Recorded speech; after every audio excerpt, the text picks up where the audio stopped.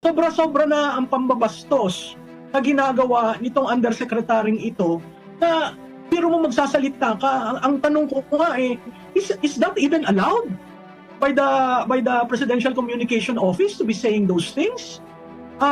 Parang hindi ito tinuruan ng communication. Parang hindi ito tinuruan ng pagrespeto sa institusyon. Diba? Ngayon, kung ang bardagulan is the official communication framing of this administration, huwag kayong magulat kung ang taong bayan ay magalit sa inyo. Kasi yung paglalagay sa kanya dyan, at lahat ng sinasabi niya since day one, hindi nga part ng news arc eh. Sinisingit niya ang linyang Duterte.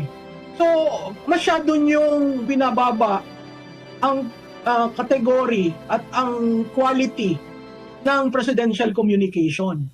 Nakakalungkot dahil para sa isang taong naglingkod sa bayan mo ng 6 years, dapat kahit na anong problema natin sa ating naging Pangulo, lagyan naman natin ng respeto. Maling-mali ang sabihin niya na hindi na namin pakialam yan, nasa ICC na, hindi namin siya tatanggapin.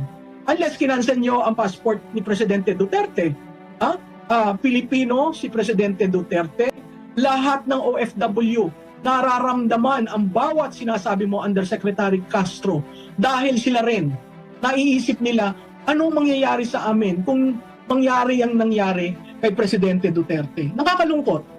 Oo, alam mo, nakakatakot yan yung anong tawag sa kanya? Press briefer. Nakakatakot yan. Kasi hindi lumilinaw ang press briefing. At never siya nagsasalita tungkol sa ano nga uli ang pinangako ng Pangulo nung inaugural. Hindi ba dapat ang Presidential Communication Office, meron kang news arc for today, balik ka uli. Ito po yung pinangako, ito na po ang nagawa. No? Walang ganong pag-i-explain.